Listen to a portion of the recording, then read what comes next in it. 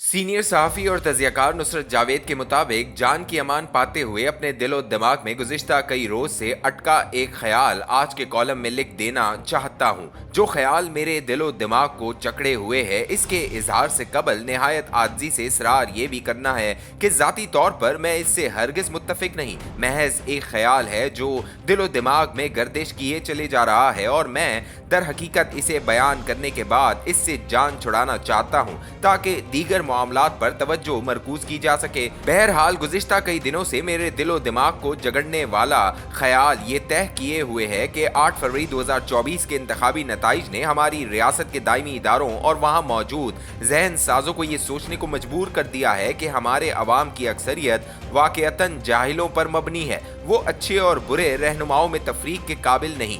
अप्रैल 2022 के audio video leaks के जरिए बेशुमार बातें अवाम के रूबरू दिलाई गई हैं। इनकी बदौलत बानी तहरीक इंसाफ की मुबैना असलियत बेनकाब हो जाना चाहिए थी, ऐसा मगर हुआ नहीं। बिलाखिर तहरीक इंसाफ के बानी को गिरफ्तार करना पड़ा। इनके खिलाफ एक नहीं, करप्शन और बदउनवानी के संगीन इल्जामात के तहत कई मुकदमात का आगाज हुआ। एक मुकदमा साइफर के हवाले से भी कायम हुआ। बादजा मुबैना तौर पर इद्दत में निकाह जैसा संगीन इल्जाम भी लगा। जो इल्जामात लगे, इनकी अडियाला जेल में रोजाना की बुनियाद पर समाते हुई। बिलाखिर जेल में लगी अदालत ने मौसूफ के खिलाफ लगाए इल्जामात को दुरुस्त तस्लीम करते हुए इन्हें सजाएं भी सुना दी। अवाम ने मगर इल्जामात लगाने वालों पर एतबार नहीं किया। 8 फरवरी 2024 के रोज तहरीक इंसाफ के हिमायत याफ्ता उम्मीदवारों के बैलेट पेपरों पर इंतखाबी निशान बहुत लगन से ढूंढ कर इन पर हिमायत की मोहर लगा दी। तहरीक इंसाफ यूं वाहिद अक्सरियती जमात की सूरत कौमी असम्बली में पहुंच गई। तमाम तर रुकावटों के बावजूद तहरीक इंसाफ के हिमायत याफ्ता अफराद की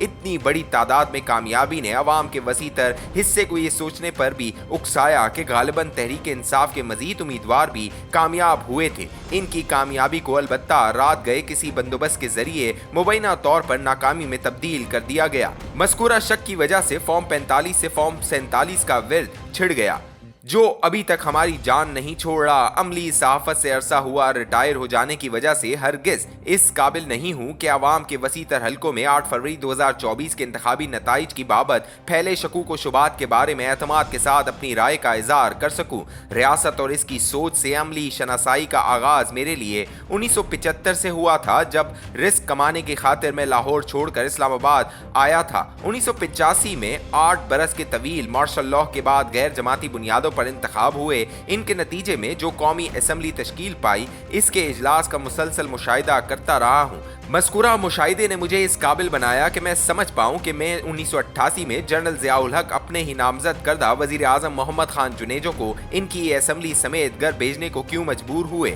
जुनेजो साहब की फरागत के बाद मैंने 1988 से अक्टूबर 1999 तक मोहतरमा बेनज़ीर भुट्टो और नवाज शरीफ की क़यादत में हुकूमतों को बनते और बिगड़ते भी देखा है। 1990 की दिहाई पर हावी हुकूमतों की आनिया जानिया से उकता कर बिलाखिर जनरल परवेज मुशर्रफ को वतन अजीज में एक बार फिर मार्शल लॉ लगाना पड़ा। मार्शल लॉ के 3 साल बाद मौसूफ ने भी इंतखाब करवाए, जिनके नतीजे में ज़फ़रुल्लाह जमाली वज़ीर आज़म बनाए गए। वो पसंद ना आए तो थोड़ी देर को चौधरी शुजात को वज़ारते उज़्मा के मनसब पर बिठाकर शौकत अजीज को कौमी असम्बली के 2 हलकों से मुंतखब करवाने के बाद वज़ीर आज़म बना दिया गया। 2002 में कायम हुई कौमी असम्बली की आईनी मुद्दत ख़त्म होने से कबल अमरीका और दीगर मगरबी ममालिक के दबाव पर जनरल मुशर्रफ को मोहतरमा बेनज़ीर भुट्टो से समझौता करना पड़ा।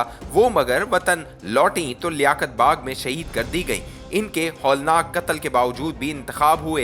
2008 के इंतखाब ने यूसुफ रजा गिलानी को वज़ीर आज़म बनाया। अवाम की हिमायत से सुप्रीम कोर्ट के चीफ जस्टिस के मनसब पर लौटे इफ्तिखार चौधरी ने मगर इन्हें एक चिट्ठी न लिखने की वजह से फारिग कर दिया। इनकी जगह राजा परवेज अशरफ आए और 2013 तक अपने मनसब पर फाइज रहे। 2013 के इंतखाब के बाद नवाज शरीफ तीसरी बार पाकिस्तान के वज़ीर आज़म हुए। जिस इंतखाब की बदौलत वो इस मनसब पर पहुंचे, इन्हें मगर बारियां लेने वाली मुस्लिम लीग नून और पीपल्स पार्टी के मुकाबले में उभरे इमरान खान और इनकी तहरीके इंसाफ ने मंजूर नहीं किया। 35 पंक्चरों की दुहाई मची, वो दुहाई किसी काम ना आई तो अप्रैल 2016 से पनामा का कजिया शुरू हो गया। मस्कूरा कजिए ने एक बार फिर अदालत को एक और वजीर आजम झूठा और खाइन पुकारने हुए घर भेजना पड़ा। नवाज शरीफ की फरागत के बाद 2016 के इंतखाब हुए तो इन्हें इमरान खान के मुखालिफों ने RTS की पैदावार ठहराया। वो और इमरान खान मगर सेम पेज में बैठे 3 साल से ज्यादा अरसे तक सुकून से मुल्क चलाते रहे।